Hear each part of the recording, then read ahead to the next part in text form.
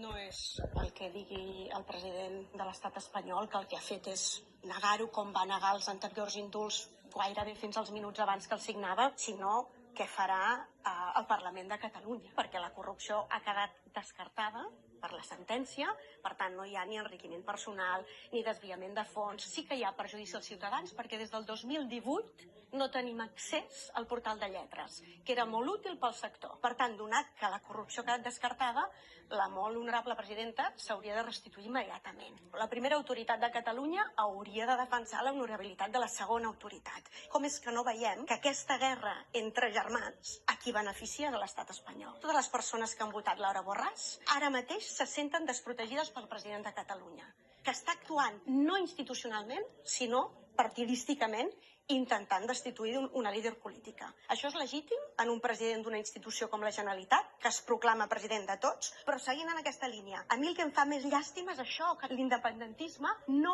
actuï amb una visió més d'estat. Com és que no ens defensem entre nosaltres? No tenim clar a qui està beneficiant tot això? Com pot ser que encara ara Esquerra i la CUP continuïn negant que es tracta d'un judici polític? És lawfare absolutament. A mi el que m'agrada moltíssim és la mentalitat de la Clara Ponsatí, que és una mentalitat d'algú que no està colonitzat. És a dir, ahir què deia? En aquests moments el govern de la Generalitat és una eina de l'ocupació espanyola. És un lawfare de manual i jo el que lamento i segueixo lamentant i no puc entendre que no estigui claríssim és que, malgrat les discrepàncies polítiques, això no ho reconeguin la resta de forces independentistes. I em sembla que la passivitat de les institucions catalanes davant la vulneració sistemàtica dels nostres drets, a mi és que em sembla una de les coses més temudes de Laura Borràs, és que sempre ha fet costat a tothom. I aquests dies també ho ha demostrat, perquè va anar a fer costat a Ponsatí, va anar a fer costat a Serret, i anirà a fer costat al que sigui, perquè sí que té clar la seva posició institucional i no partidista. Un irlandès no dona cap credibilitat a l'acusació de la policia britànica.